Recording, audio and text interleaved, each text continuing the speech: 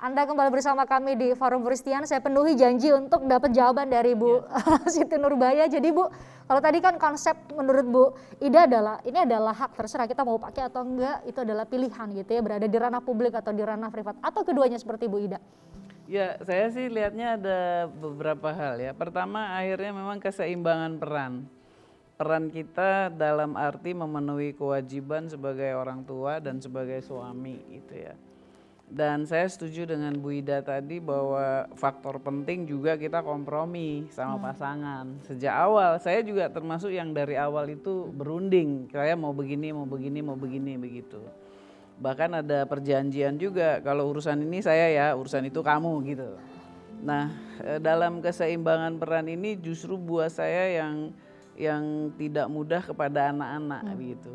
Saya sebagai birokrat merasakan proses yang terjadi di antar jenjang itu. Ketika saya masih staf, saya bisa bikin baju, bisa masak buat anak-anak. Tapi kemudian berkembang, tugasnya makin banyak, terus punya anak 2, udah nggak bisa jahit baju lagi. Saya cuma bisa masak.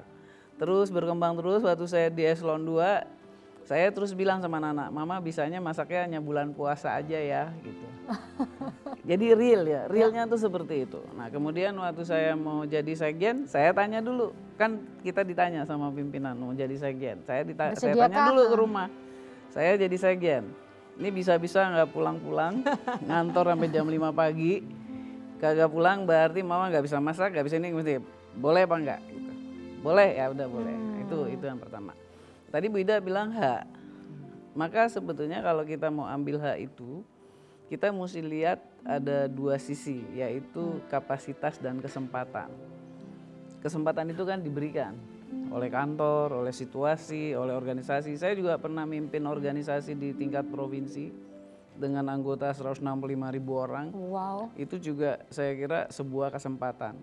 Artinya kita memang harus mempersiapkan diri kita juga. Kita harus well equipped begitu ya, kapasitas kita, fighting spirit kita, cara kita menetapkan target, cara kita melangkah secara terukur, cara kita juga menjaga diri begitu ya, integritas. Jadi memang tidak mudah tapi bisa dilakukan. Bisa dilakukan dengan dukungan orang-orang sekitar, Dengan bukan dukungan. kemudian secara dikotomis juga kita bilang bahwa pria juga nggak punya peran. Justru pria pendamping ibu-ibu juga punya peran yang luar biasa dan telah dikomunikasikan lebih dulu. Nah sekarang kan Ibu Ida, Ibu Siti punya amanah gitu ya. Kalau saya mulai dari Bu Ida dulu, Bu Ida ini ketenaga kerjaan, nih banyak perempuan-perempuan yang bekerja nih, pasti berharap betul sebenarnya Bu Ida membuat kebijakan-kebijakan yang harus utamakan gender gitu ya, memberi kesempatan yang sama dengan, antara kami dengan laki-laki gitu ya. Bu Ida mungkin bisa cerita apa yang sudah dilakukan selama ini.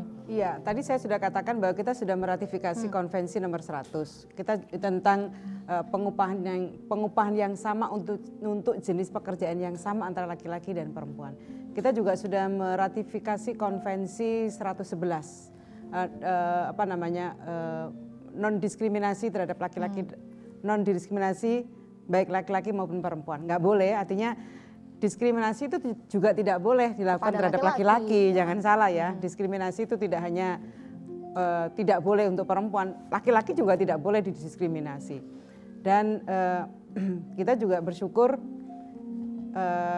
kita sudah memiliki, kalau dalam konteks ketenagakerjaan, memiliki undang-undang yang juga memberikan kesetaraan baik dari upah maupun menghindarkan dari diskriminasi. Undang-Undang 13 2003 itu dengan jelas juga memberikan hak kepada perempuan ketika dia melakukan atau bekerja di sebuah perusahaan. Kita tidak bisa tuntut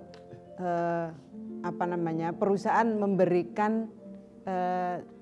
memberikan hal yang sama kepada laki-laki. Misalnya, loh kok ada perempuan kok dikasih dikasih cuti haid, dikasih cuti laki-laki nggak boleh menuntut juga seperti itu. Dan itu juga tidak boleh dianggap sebagai kalau kita mengerjakan pekerja perempuan pasti berkurang produktivitasnya. Lihatlah produktivitas itu secara keseluruhan. Perempuan itu juga berkontribusi pada peningkatan produktivitas. Bisa dibayangkan. Kita dalam kehidupan masyarakat kita masih harus kita sadari peran domestik itu diletakkan sebagai tanggung jawab perempuan. Padahal sebenarnya peran domestik itu sebenarnya harus menjadi tanggung jawab bersama. Ketika laki-laki dan perempuan, suami istri bekerja, maka sebenarnya tanggung jawab domestik itu tanggung jawab bersama loh sebenarnya. Kesepakatan bersama. Ya, gitu tanggung jawab bersama artinya yang nggak boleh diwakilkan itu adalah yang tidak bisa, bukan nggak boleh, yang tidak bisa diwakilkan itu adalah menyusui, kemudian hamil, melahirkan, itu tidak bisa diwakili, kodrat itu. Dan kita nggak, saya perempuan tidak boleh melawan kodrat. Saya nggak mau hamil, saya mau kerja saja, itu kodrat, nggak bisa kita tolak. Saya mau serahkan hak menyusui saya kepada laki-laki, kepada suami saya, nggak bisa juga. Nah di luar itu bukan urusan kodrat, karena bukan kodrat maka sesungguhnya itu menjadi urusan bersama. Apalah semua urusan domestik itu menjadi urusan bersama. Nah pada kenyataannya dalam sosiologis kita, sosiologi masyarakat kita, ternyata urusan domestik itu lebih banyak dilakukan oleh perempuan. Nah karena perempuan itu melakukan peran-peran domestik itu sebenarnya meningkatkan produktivitas. Bisa dibayangkan seorang suami bekerja, dia mendapatkan pelayanan dari istrinya, menyiapkan makan paginya, sarapannya. Itu pada akhirnya dengan istri melakukan peran domestik yang masak tadi, itu pada akhirnya meningkatkan produktivitasnya suami karena dia berangkat dalam kondisi yang tubuhnya sehat karena sudah mendapatkan asupan gizi, maka dia bisa bekerja dengan tenang. Jadi melihatlah jangan satu sisi saja. Nggak produktif lu karena kamu hamil, karena kamu menyusui, tidak bisa dilihat itu. Maka melihat produktivitas itu secara keseluruhan. Kontribusinya tidak sedikit perempuan itu terhadap produktivitas nasional kita. Kalau Bu Siti Nurbaya di lingkungan Ibu dalam banyak kesempatan bilang perempuan itu punya kontribusi luar biasa loh untuk jaga lingkungan kita, untuk jaga hutan kita. Kalau di KLHK dengan karakter kerja yang maskulin begitu ya, di lapangan yang berat, saya lihat sama aja tuh anak-anak yang laki sama yang perempuan sama aja.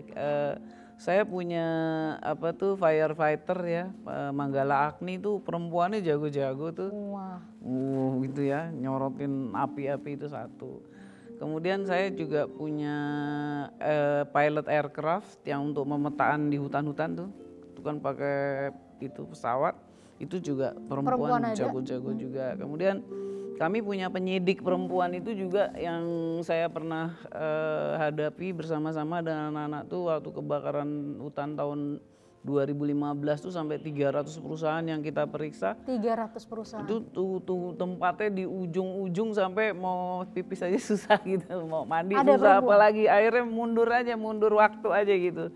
Tapi saya lihat nggak ada halangannya tuh. Dan memang rata-rata kerjanya juga kerja tim ya. Dan kalau di Kementerian LHK itu kan anak-anak itu menjadi on street birokrats. Jadi birokrat yang ada di lapangan yang harus memutuskan sendiri, harus mikir sendiri, harus selesaiin sendiri begitu ya. Jadi karakter tugasnya seperti itu. Saya lihat mereka bagus-bagus. Jadi pada dasarnya kesempatannya ada, kapasitasnya juga ada, maka dia bisa berjalan dengan baik. Kesempatannya ada, kapasitasnya ada, maka bisa berjalan dengan baik. Kalau Mbak katanya masih punya tantangan, Mbak, terkait dengan kompetensi, terkait dengan tingkat pendidikan. Kita masih punya tantangan, masih ada gap antara laki-laki dan perempuan. Gap itu menurut Bu Ida karena apa? Perempuannya yang tidak punya kesempatan atau kesempatan itu sedikit buat perempuan? Ini kan ada, saya mau lihat ya Mbak, tingkat pendidikan antara laki-laki dan perempuan.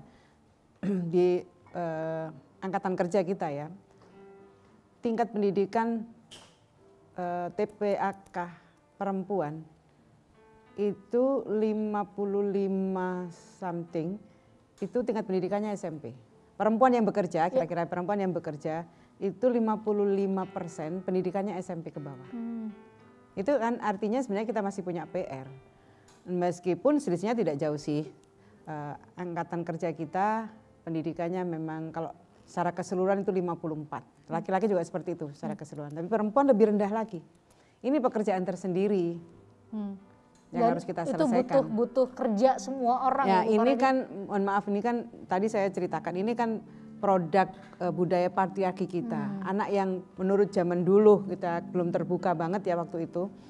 kalau punya rezeki yang terbatas, punya anak laki-laki dan anak perempuan, zaman dulu masih yang diprioritaskan yang laki-laki. Sehingga ini menjadi penyebab kenapa masih ada kesenjangan antara laki-laki dan perempuan. Sekarang kan enggak, sekarang orang sudah terbuka. Kalau punya kesempatan, punya dana yang terbatas, dia harus memilih, maka dia pilih yang memungkinkan lebih baik.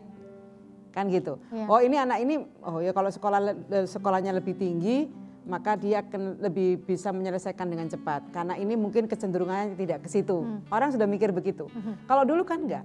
Karena laki-laki maka dia lebih berhak dulu untuk mendapatkan diberi kesempatan untuk sekolah ya. dibanding dengan perempuan. Nah kalau bicara soal sekolah, yang bisa sekolah sampai jenjang S3 di Oxford, di salah satu universitas yang terbaik dan kemudian membanggakan kita adalah Mbak Karina. Mbak Karina mungkin bisa cerita Mbak Karina sebagai perempuan memandang kesempatan untuk sekolah tinggi, dalam bahasa yang sederhana sekolah tinggi itu untuk apa gitu?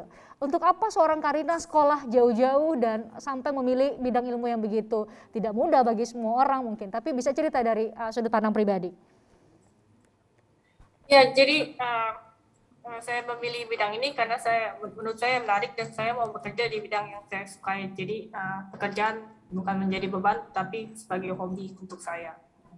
Kalau kenapa saya memutuskan untuk sekolah yang paling tinggi sampai S3 itu, ya karena itu yang dibutuhkan untuk menjadi researcher atau peneliti yang untuk bekerja di akademia seperti saya.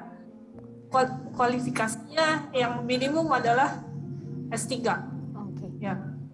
Seperti itu. Jadi kebutuhan. Okay. Jadi tapi tidak perlu sampai S3 pun banyak yang bisa S1, S2 pun bisa menjadi peneliti, tapi proyeknya tidak bisa sebesar yang saya tangani. Oke. Itu iya. Jadi S3 itu kebutuhan karier. Oke. Sekolah karena kebutuhan, ada kesempatan. Oke. Kita harus jeda akan tetap berbincang dengan 3 perempuan tangguh yang hadir karena di tahun ini Hari Kartini ini bertepatan dengan banyak sekali kesempatan yang didapat oleh negara kita di tengah himpitan pandemi COVID-19 yang sekarang sudah kita lihat lebih baik kita hadapi. Ada presidensi G20, ada banyak momentum yang mungkin bisa diciptakan, yang kita harapkan bisa memberikan kesempatan yang luar biasa buat para perempuan Indonesia. Kami bahas sesaat lagi di Forum Christian.